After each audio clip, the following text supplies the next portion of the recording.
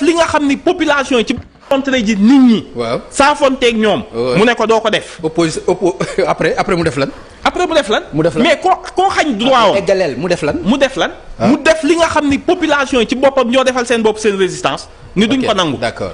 quelle est la différence avec léegi looy wax ci opposant bu jël ndimbalam ni da koy yóbbu ñu ne ko doo ko def. man ni déedéet kenn wax ko doo ko def. bu doo fi jaar doo fi dugg. doo déet Bakel dafa nekk ci frontière kooku ñëpp xam nañ boo seetoo convoi bi doon topp président pour la première fois loolu doo ko gis lu bëri les hommes étaient en armes ñu ko toppoon nga gis ni foofu garci moo fa nekk mooy ñiy gérer frontière bi parce que c'est des zones dangereuses.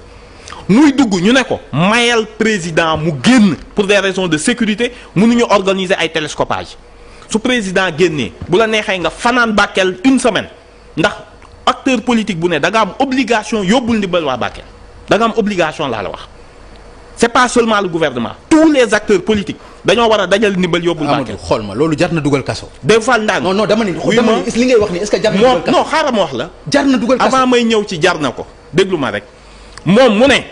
pour bâtir sa légende politique faw mu tëdd kaso. gis nga non Amadou. déglu ma rek Papa Ngagne li ma lay wax sa légende politique déggoo ma ñii xam nga instant bi qu'est-ce qu'ils sont en train de faire en s'attaquant au pouvoir bi muy dem moom nee na ils veulent singer Ousmane Sonko ndax Ousmane Sonko da daan dem di bu ko force de l'ordre di harceler ñoom nee nañ ils veulent faire le même chemin que moom sauf que bokk ñuy objectif kii da doon dem ñu ne ko tere nañ la nga gis sa peuple ñoom au lieu ñu seeti peuple bi ils veulent se confronter au pouvoir alors que Ousmane Sonko voulait aller à la rencontre du peuple. C'est deux notions différentes. élément de langage yi ngeen bëgg a génne. non yow élément de langage Papa Ngagne li ma la wax dégg nga ko entre celui qui veut aller à la rencontre de son peuple ak celui qui veut aller se confronter au pouvoir ñaar ñi bokkul. moo tax ma ne la preuve ana camion yi ñu doon yóbbu jàpp nañ Bougane nañ ñu si des dugal camion ba xam di nga gis ku leen arrêté suba nañ dajale seen camion dem Bakel ba xam gis nga kenn ku leen di arrêté ci yoon bi. moo lay wan ni la stratégie était très claire ñun dans le fond man de ku ma laajoon tàgguma dama naan kii mën ngeen a yóbbu 5 ASP rek ni ko may ñu tuuti liñ ko wax may ñu tuuti président génn Bakel nga dugg fi fanaan fi yenn fi mais mu ne non c'est pas ce que je veux. non Amadou explication bi nga joxe man ci yow laa ko déggee. ci man nga ko déggee si man explication bi nga xam ne man moom laa déggee. nit mënul comprendre ci réew mi président dafa nekk Bakel doo fa dugg tànk génn. mais c'est-à-dire loolu nit mënu ko comprendre Bakel dafa nekk nee naa la déglu ma Bakel ay nit a fa dëkk. du question ay nit a fa dëkk defal ndànk président ngay waxta dafa nekk frontière zone boo xam ne xam nga armée buy dem foofu lan moo tax président buy dem président ci hélicom la nekkoon. lu tax président buy dem Louga non bul wax loolu lu tax président buy dem Louga doo ko gis mu sol treillis militaire lu tax buy dem Louga du sol treillis militaire lu tax buy dem seulement yenn zone protocole boo fi fekk la parce que kañ doon yóbbu foofu c'est le commandant en chef ñu ne ko mayel tuuti léegi yow li nga war a laajte mooy pourquoi depuis lors ana camion yi mu dedd yi nee naa la tous les partis politiques ont l'obligation d'aller soutenir nos frères wallahi temps biñ ko ñaanoon su ko mayoon président dem mu dugg si te wax nga ko Bassirou Diomaye Faye président tey dégg nga ko muy raconter l'anecdote bi Diomaye ne day def bi Bougane ne day def tibb tànk Ousmane Sonko ni ko loolu baaxul bul tibb tànk ba topp président ci loolu. boobu da doon bañ mu nekk opposant rek da ko doon bëgg a yàq. non c'est que yow non xoolee gis nga bul ma ni yow. non xoolal loolu rek la woon du leneen. politique la c'est que man yow nee naa la rek du la woon leneen li nga foog Papa Ngagne. politique la rek quoi man nee naa la bu doon jógal foofu quoi bul fa am buzz. xam nga man dama lay jox benn secret tey. quelle est la différence entre Ousmane Sonko et tous ces hommes politiques. te gis nga yoon li ñu jël bu ñu ko jëlul. ragal naa ni dinañ yombal Pastef mu toog fi 100 ans. te loolu sax xëy man pour vous dire Ousmane Sonko bi muy dugg ci politique lan nga ko xamee question fiscale buñ nee la lan mooy programme politique Ousmane Sonko ci économie di nga wax ci CFA lan la wax ci souveraineté ñu koy woowee populiste loo mais xam nga mën nga ko situer dans un segment idéologique buñ nee la Bougane Gueye Dany ay coom Thierno et consort tey yow yaa ngi leen di suivre depuis des années su ma nee la quel est un point du programme économique de Thierno Alassane Sall xamoo ko te yaa ngi koy suivre depuis des années quel est un point du programme économique qui fait la singularité de Bougane de Thierno ou d'autres moo tax ma ni la trajectoire yi bokkul Ousmane Sonko a bâti sa carrière politique sur un segment idéologique identifié mooy le souverainisme wax monnaie wax suñu relation ñoom nag ils veulent bâtir leur légende politique sur des faits kii di wax dénoncer mais dénoncer Ousmane xeex Ousmane Sonko mais dans l'absolu nee naa leen si vous profitiez du temps bi ngeen di am ci médias yi pour nit ñi identifier fi ngeen leen bëgg a jëmale moo ëpp njariñ posture bii ngeen jël. d'accord ce faux radicalisme politique. Bougane soxlawu. léegi jàpp Bougane identité boo xam ne mujjul fenn. non mais yi nga ma fi signalé yépp. waaw fan la mujj. c'est-à-dire. li nga fi mujj ci ay CFA ak ay fiscalité fan la mujj yooyu c'est-à-dire li ma bëgg a wax mooy tout à l'heure dañu wax ci crédibilité. mani la. est-ce que Pastef ak régime partout ñu seen crédibilité ci lii xew Matam tey. lii xew Matam. ñu jàpp un opposant jàpp ko ci damay dugg fii du ma dugg fii ci ay non ma posé la question non ci ay ci lan lañ ko jàpp non ci ay rébellion ci ay outrage dafa ndànk mais loolu laa lay wax ni loolu mën nañ ko xalaat ci ñoo xam ne ba ñu ñëwee li ñu njëkk a def mooy assise de la justice maanaam naka la ñuy def pour justice bi gën a mën a yéwén gën a mën a yomb. xam nga yaa ngi gis la différence. ay ci ñoo xam ne ñoom li ñu leen teg ci wàllu justice ñëpp gis nañ ko ñu génn ci kaso bi campagne man de xaw ma dossier bi mais déglul nuance bi. est-ce que dégg nga charge yi xam nga charge yi lan la charge yi xam nga charge yi lan la. xam nga ni charge yi outrage moo ci mujj a dugg. outrage mais rébellion loolu la ñu wax.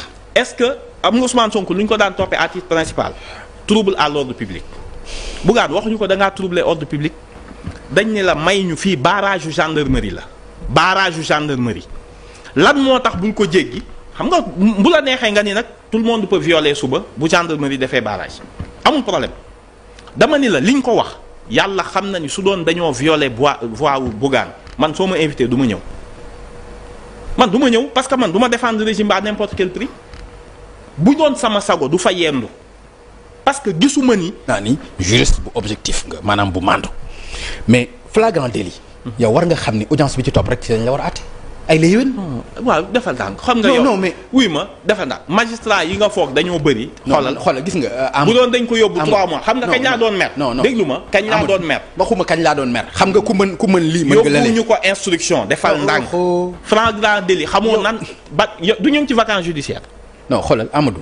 non mais dama lay expliquer.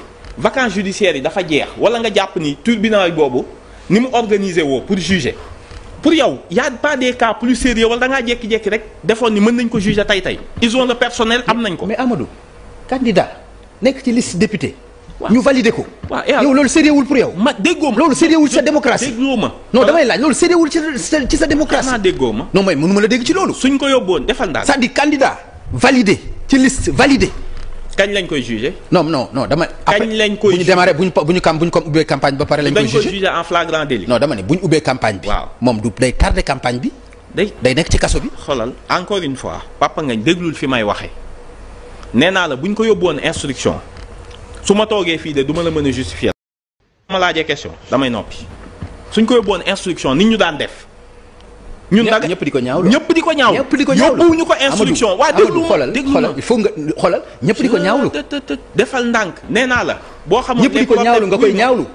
buñ ko yóbbu acte bu mel nii tey nga ni man nga bëgg ni man non acte bu tegu ci yoon. man maa la wax dafa tegu ci yoon. non lii nii. qu'est-ce que je vous ai dit lan lañ koy juger du flagrant délit. waaw loolu la ñëpp di wax. maintenant mais audience bi. mais moo sori. waaw du question mu defal ndànk. fonctionnement wu justice tribunal boobu pour yow xam nga yow da ngay ñëw jàpp ni fonctionnement tribunal bi ñoom dañoo prévoir woon ni dañuy jàpp Bougane quoi flagrant délit dafa am nu ñu koy juger pour yow y a un motif politique derrière pour ñu juger ko bu ñu ko yóbbuwoon instruction bu ñu toogee fii dinaa ni loolu jaaduwul parce que li mu def flagrant délit la nañ ko yóbbu flagrant délit maintenant décalage yu une semaine mën naa am du lu ñu gënal man à titre personnel nee naa la su desoon ci man rek bu ñëwee dugg Bakel ñetti ASP nga fay teg ni ko may ñu tuuti soo paree ñoo lay escorter ba nga def sa tournée.